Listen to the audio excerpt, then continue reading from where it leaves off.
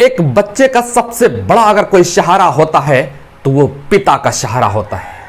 पिता का हौसला होता है कि मेरे पिताजी भी हैं, मेरे पिताजी है, दुनिया की कोई ताकत उंगली नहीं उठा सकती है। लेकिन वही पिताजी अपने बच्चे को कत्ल कर दे, मौत के घाट उतार दे, टुकड़े टुकड़े कर दे, तो इसके बारे में आप क्या कहेंगे? किसी ने बड़े कमाल की बात कही है, एक अनुभवी बात कही है कि मिट्टी पानी की प्यासी नहीं है बल्कि खून की प्यासी है। और अभी के जो दौर गुजर रहे हैं, इस दौर में कब किस वक्त इतना गुस्सा आ जाए और वो गुस्सा थमती है किसी के मौत पर, किसी का खून बहा करके थमती। मैं बात कर रहा हूं 11 सितंबर 2024 की।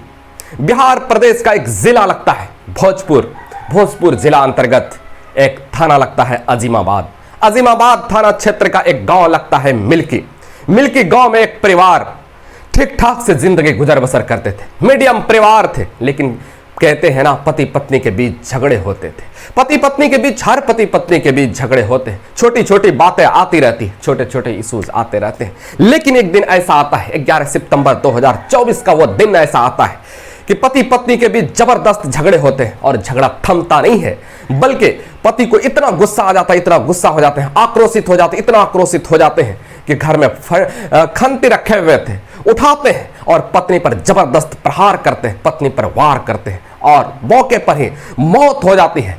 इतना मौत होने के बाद भी पति का गुस्सा शांत नहीं होता है और फिर धारदार हथियार निकालते हैं और मरे हुए यानी कि डेड बॉडी को टुकड़े टुकड़े कर डालते हैं, सर अलग कर देते हैं, धड़ अलग कर देते हैं। उसकी 11 वर्ष की बेटी सौम्या यह सब देख रही थी कि एक पिताजी अपने मेरी मां को किस तरह से दर्दनाक मौत के घाट उतारते हैं। उसके बाद उस धारदार हथियार से खून से सने हुए धारदार हथियार देख करके चीखती है, चिल्लाती है, बहुत रोती है। उसके बाद वो धीरे धीरे इसके तरफ बढ़ते हैं, बेटी की तरफ बढ़ते हैं और इसको कत्ल करने की कोशिश करते हैं। ये अपनी जान बचाने के लिए हाथ जोड़ते हैं कि मुझे मत मारिए पिताजी, आप तो मेरे पिता हैं। लेकिन एक नहीं सुनते हैं और धारदार हत्या से टुकड़े टुकड़े उन्हें भी कर डालते हैं। और एक 10 महीने का एक बच्चा, दिवंत नाम बताया जाता है उसका, वो 10 महीने का बच्चा वो भी बेड पर लेटा हुआ था, उसके तरफ दब बढ़ते हैं और उसको भी टुकड़े टुकड़े कर डालते हैं। और